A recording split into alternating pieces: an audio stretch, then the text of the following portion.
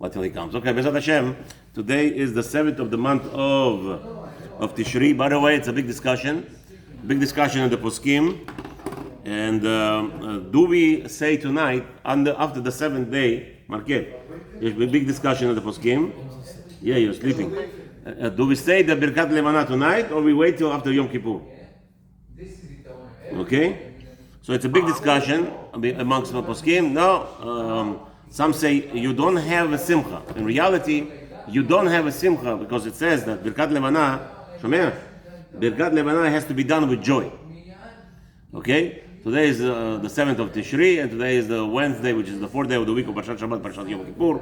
So we're discussing, we're learning Halachot Shabbat right now, but quickly, just want to cover this topic, very, very important topic. Do we make a Birkat Levana tonight after the 7th day as a customary, as we are makpid to try to make Zrizim Magdimim LeMitzvot? We have an element of fulfilling a mitzvah as soon as it comes to your hand. Don't be mifasfes. Don't lose a mitzvah when it's in your hands right now. So we know, according to Sfaradim, Ashkenazim, they are more mekil, they start from the 3rd day. But we as Sfaradim, we are waiting up till the 7th day, 7 complete days. It doesn't mean 7 complete days from Rosh Chodesh. It actually means 7 complete days from Nolad. The Molad was, let's say, 12 p.m. So you have to wait completely 7 days from that before you could say Birkat Levana. So it's a big discussion. Do we say Birkat Levana tonight, or we wait till Motzi Yom Kippur? So the problem with Motzi Yom Kippur is that you're hungry, so that there's no joy. So that, again, the rabbis explained to us that no, that you shouldn't. The first question is, should you say tonight, because Rizim Magdimim LeMitzvot?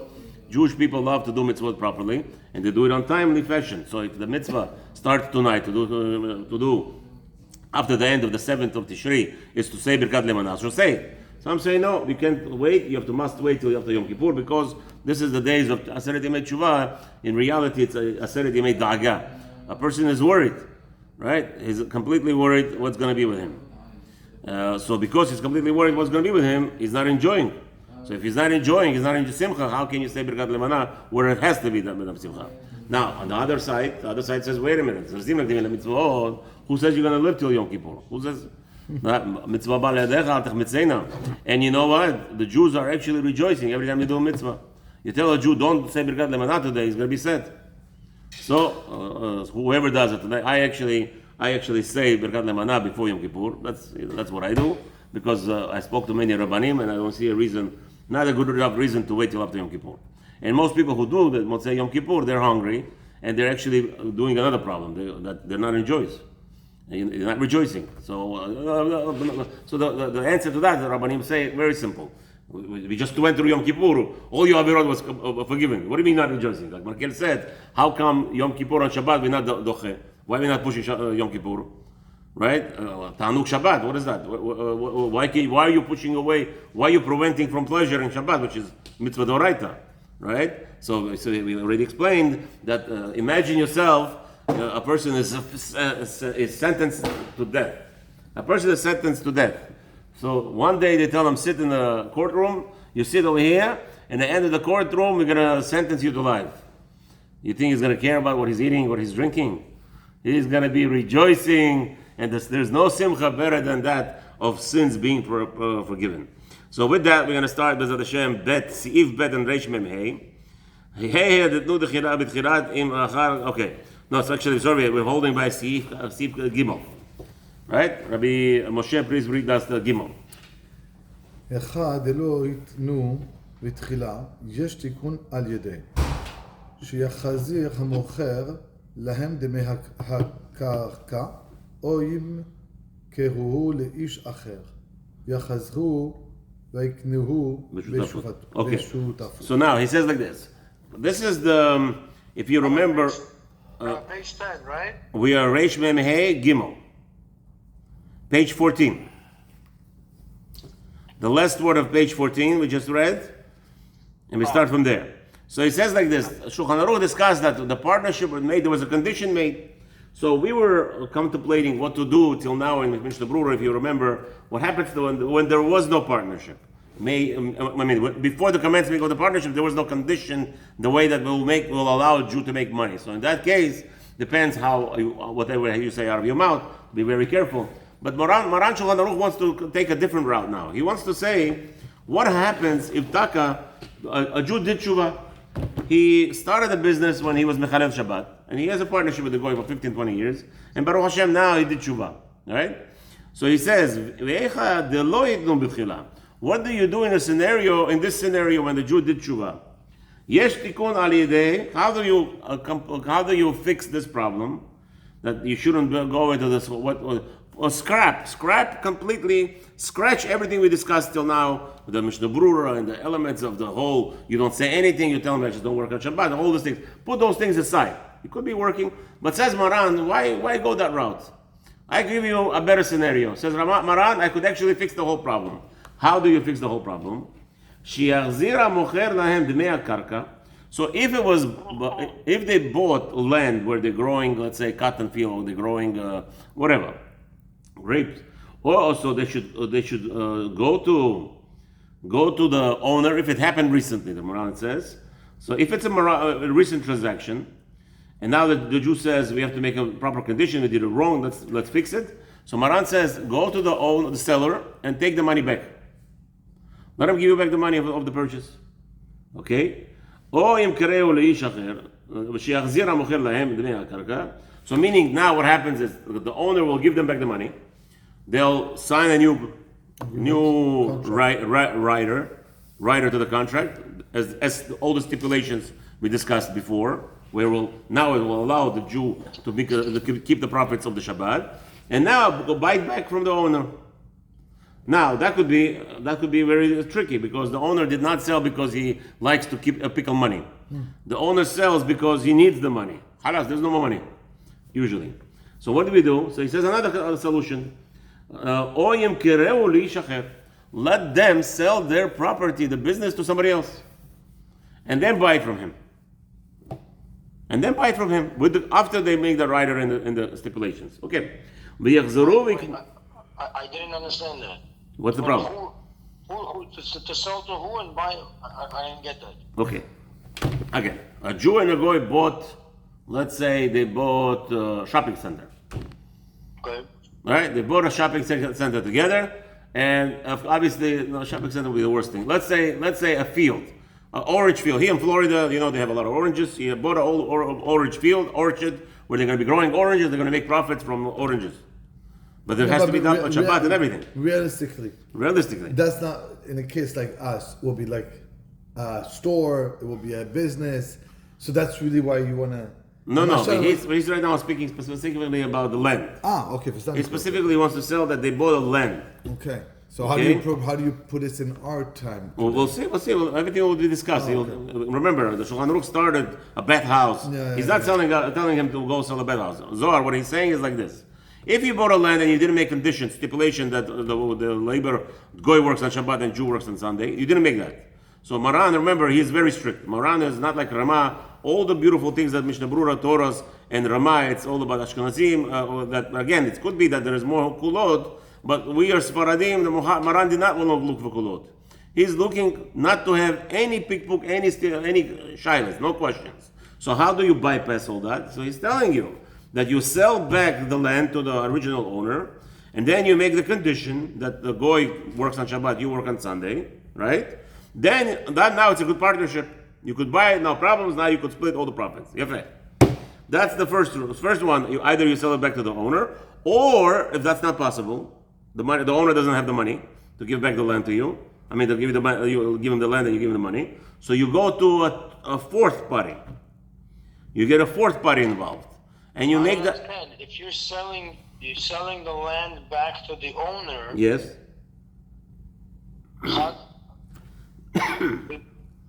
I missed something before that because you didn't have an agreement with your Goy partner. Yeah, you didn't make you made tshuva only now. You didn't tshuva. You're supposed to make according to Shulchan Aruch, you're supposed to make an agreement that he works on Shabbat, you work on Sunday. So you sell it back to make a new agreement. That's right. And then you buy it back. Yes. So it's either you sell it to the owner, he says, or original owner, or now you get a fourth party involved, and the fourth party will buy it from you and sell it to you right away after after you what's his name? You made a rider in the time of the Kniyah, the time of the purchase. Now with the money, which again you got the money back. It's both belongs to both. Remember this very important rule in the business.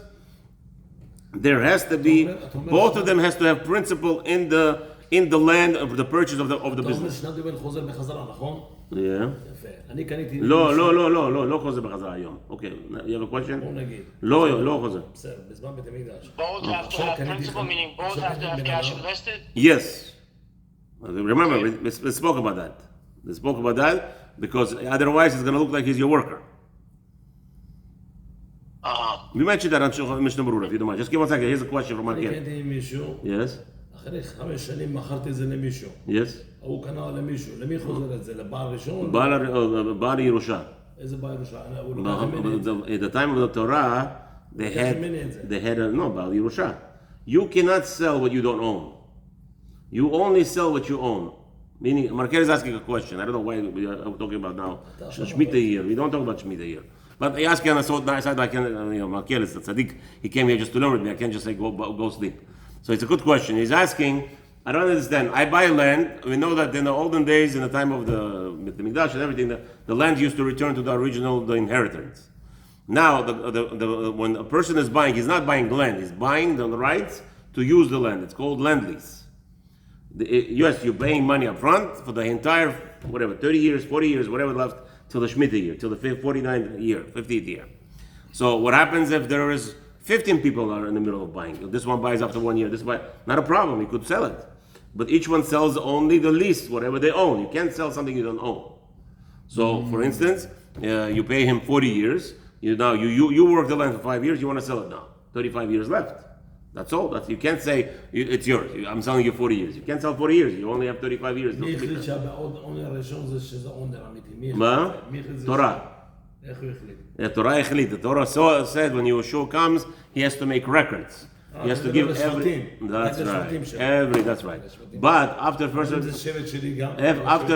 HaMikdash was destroyed, even each Shevet had their own portion. In the Shevet, in each Shevet there were families, Avot. Each Avot had their own land. And then in each Avot they split amongst themselves. What's your bayah? I don't understand. Today you have lease? You have deeds? That's right, deeds. Okay, Habibi, there's no such thing as you're not getting clue. It's split evenly, always. That's why the Gemara, see, he should know because we just learned on Halachot Sukkah, what happens when you have a land, there's only 4 amot to split. How'd you get there? That's the scenario, exactly your scenario. That's right. 2 brothers are left without 4 amot. That's right. That's the answer to your question. Every family, the tree spreads. The land spreads, yeah. That's right. Where were you 15 minutes ago? We were discussing in this world, you don't worry about only acquiring this world. You worry about putting Olam Haba. Okay, continue, Rabbi Moshe, Bashat HaKniyah. Good, come learn the whole day. You'll be fine. In the middle of the second line, ואם נשתתפו בחנות ולא ייתנו. Oh, now he's talking about your case. Moshe, what did you say? You asked about the stores. Now he's telling us. Not in the line, so. Good. What about stores? And also, now they both store or they both open a T-Mobile. Now what to do? יחזור כל אחד ויטול חלקו ויבטלו השותפות ואחד קר יחזו להשתתף ויתנו בתחילה.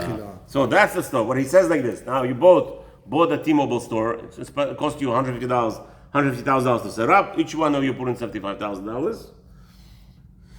There is a problem here. He's telling us that they both should take out their principles. How do you take out principles? It's investment. So if you have, if the store is worth that much today, you bought the shutafim, there's 100,000, not 150. Forget about 150. Right. You bought it 150 10 years ago. Now it's worth 100. No. But that's not what we're selling it. That's what we do. יחזור כל אחד ויטול חלקו ויטלו השותפות. ויבטלו השותפות. Each one should take away their shares. Okay. And the partnership should disintegrate. So what happens to the store? I mean, where's the money Where's that $150,000? Usually it's invested in all the but it's then in you all do the a new repairs and contract, the like you walls. just Huh? said. Then you do a new contract. Again, but how do you take out? Literally, he says to you, physically, you must take out the $150,000. Yes, that's what he says. Physically, or is it? He says, "Yachzor kol echad veitor chelko." Each one goes and takes his portion from the business. Okay, v'yivatalu hashutafut, and they must disintegrate or on all the partnership. Ve'achar kach yachzoru lishtatev, and after that, they go, once the partnership is dissolved, start a new partnership. When make conditions appropriately. Over here, we're going to stop because the time came. Bezat Hashem, tomorrow we'll continue, but let's think about it. Till tomorrow, hopefully, we'll get. I thought you said 8:30 or 8:45 that you want to learn. 8:45. I just was late this morning. Usually I go from 8 with him to 8:45 and then 8:45. 8:45 sharp. Okay, yes, that's because Zohar is a. But I'm just going to tell you something that it just doesn't make sense because. Okay. You can't take all your money out. That's the question I have. So Mr. Berurah is gonna. You came to the right place. Moshe, can you realize that you came to the right place? I know. So, tomorrow we'll learn 8:30 with you, Yirat Hashem. If you come here, that was better. If not, on the phone.